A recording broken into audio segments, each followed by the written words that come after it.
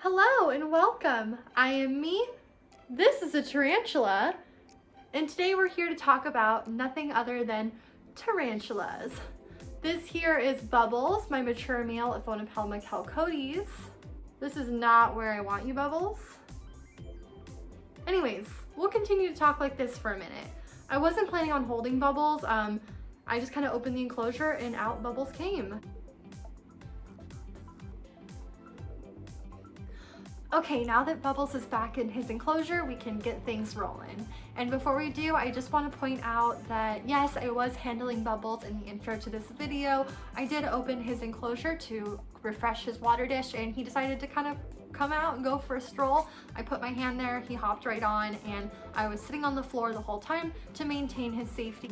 When handling tarantulas, I always recommend using caution, using safety, and keeping the tarantula's safety in mind first, because if they take a fall, that could mean serious injury or death. So please be careful when handling tarantulas. They are precious babies and we must take care of them. So anyways, without any further ado, today's video we're gonna go over some of the top questions I get about tarantulas. And if you know me, I will always talk about tarantulas or any of my bugs in general. I love to talk about them. If you give me 1 second of attention, I will talk to you about my bug children, my tarantulas.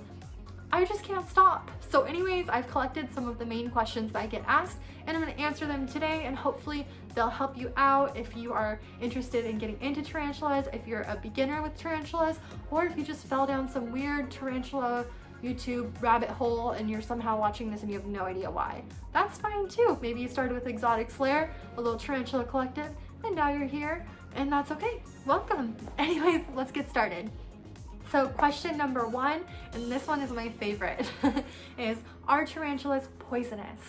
So I love when people ask this because I get to say, no, they're not. And then they go, what, really? I thought they were. And then I say, no, they're not poisonous, but they are venomous.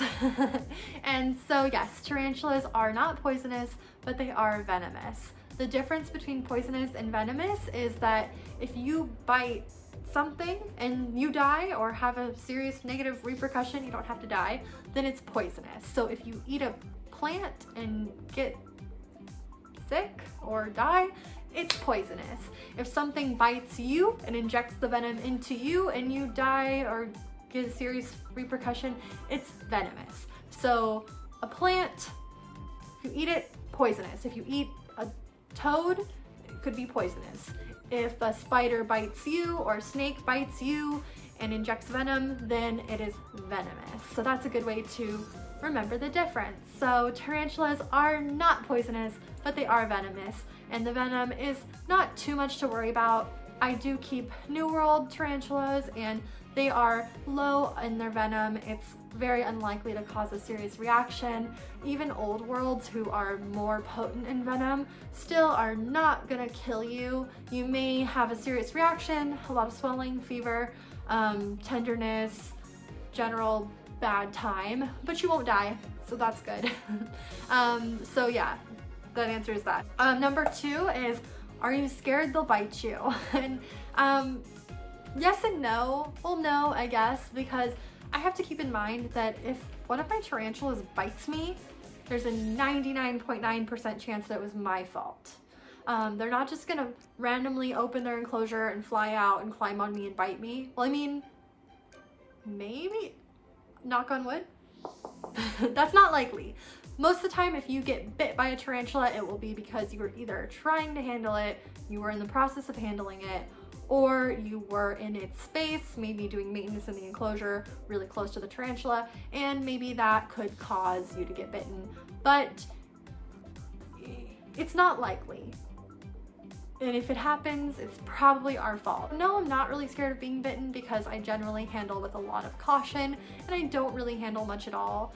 And when I do, I just keep in mind that, you know, they are animals, wild animals, instinctual animals. They are working on a instinct basis. So if they have a food response while I'm in there and they think I'm food, or if they think I'm trying to eat them, then maybe they could defend themselves and try and bite. But with exercising caution, it's not terribly likely. So No, not really. Next question is, do you play, hold, or hang out with them? So do I play with them? No. Tarantulas have a very primitive mind and they can't play in the same way that we can. So interacting with them, holding them, taking them out is really only for our own benefit. They don't really gain anything from it. So no, I don't play with them. Do I hold them? Sometimes, very infrequently. I've only held a handful of my tarantulas that I have. Some of them I've never even held. It's mostly only on the process, on the basis of if they come out of the enclosure. If they are coming out, I'll put my hand there. If they climb on, cool. If they don't, sometimes they touch my hand and they're like, oh, and they back off, and that's okay too. I never scoop them up. I never pick them up for handling on purpose. So yeah, do I hold them? Sometimes. With handling, we just have to put their care first, because if we drop them, or if they fall or jump, or if they bite, they could bite you or kick hairs at you and you could get startled. So you just need to handle them with care.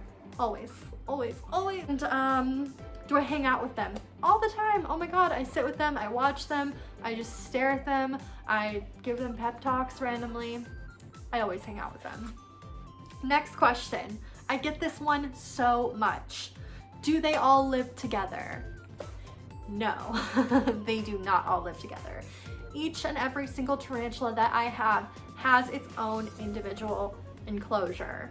They are never housed together. There are a few species that can be kept communally, like the M. balfouri, but I do not have that species, so I do not have any communally kept tarantulas. They all live in their own enclosure along with all of my other animals.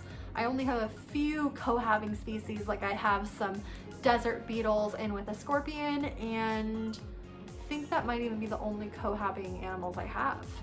But yes, tarantulas are generally solitary animals. If you put them together, they'll eat each other, and we don't want that. We want them to not eat each other. So unless they are species that can be kept communally and you've done your research and you know how to do that successfully, don't do it. Next, what do they eat? I get this one a lot. What do they eat? They eat insects. They are mostly insectivore. They will also eat small animals or amphibians or reptiles in the wild, but in captivity, people have found that they really do well on just an insectivore diet. And there are plenty of options out there for feeding. You can do crickets. Crickets are really loud and stinky, so I don't love to do crickets. I do mealworms a lot because they're really easy to keep and they don't stink. So mealworms, you can do dubia roaches, you can do waxworms, you can do hornworms, you can do... There's a lot of things. There's a lot of things. You can feed them. Simple and easy. This one I do get a lot too. Do you catch them outside? No. Which brings me to question 7. Where do you get them? I get almost all my tarantulas online. There are a few local reptile stores that do carry tarantulas, but I don't really just order online because I have established different breeders and sellers that I feel really confident buying from. I say this all the time, not sponsored, completely on my own. I buy almost all my spiders from microwilderness.com because I've just had the best luck with them. I've never had anything arrive dead. I've never had anything die shortly after arrival. I've never gotten the wrong spiders. Everything's just been good. I've had all those things happen from most other vendors I bought from. Because there are other reliable vendors out there. If you search online, if you join the tarantula forums on Facebook, you'll see there's a ton of places you can go to. Fear Not Tarantulas is great. I've bought from a few other places. I can't remember right now because it's been a while. But for the most part, I get my tarantulas online. You will see some tarantulas in local pet stores. You can buy there if you want. However, I noticed that generally they are very expensive for very small tarantulas.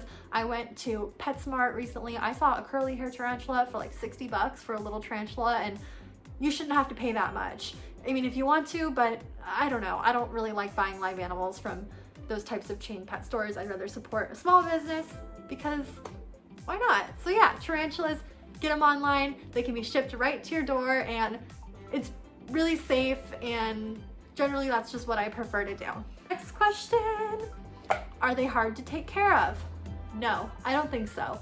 I think they're really easy to take care of, and especially because I now have pet reptiles and I have to deal with heat lamps and lighting and UV and humidity and all this stuff. Tarantulas are so much easier than that. For the most part, the less you deal with them, the happier they are. You just need to be a little bit aware of like where they come from. If they come from somewhere like South America, they'll need more humidity. If they come from the desert, they'll need dryness. I keep a water dish full for all of them, so that, and I feed them, which is really easy. You just drop something in there. For the most part, they'll eat it. And generally that's mostly all they need.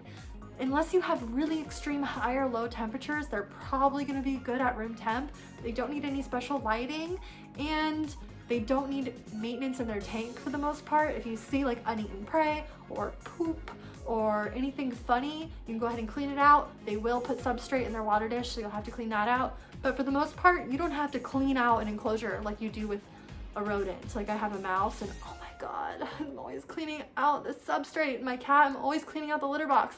Not with tarantulas. Now that I have more pets, I am so grateful for how simple tarantulas are to take care of. It's so nice, which also makes it really easy to have a lot of them. Number 9, what species do you recommend? So I get asked this a lot when I tell people about tarantulas. They want to know what species should beginners have, where's a good place to start? And I always stand by saying that you should get the tarantula that you're most excited to have. While I do think that some make better beginner pets than others, at the end of the day, this is going to be your pet that you're going to be keeping and you're going to be taking care of. So you want to make sure that you're excited to have it. So if you don't want a plain brown spider, you want something colorful, then go for it. You know, I think ultimately you should pick what you are most excited to have. Do I recommend getting like a Poecilotheria or some fancy old world? Not really, but if you do the research and you're ready, I mean, do what you want to do. If I had to pick my top species, like right off the top of my head, I'd probably say curly hair, Phonopelma, Chalcodes, or Hensi. Those are really nice. I love like Bubbles you saw in the beginning. They're really typical beginner tarantulas.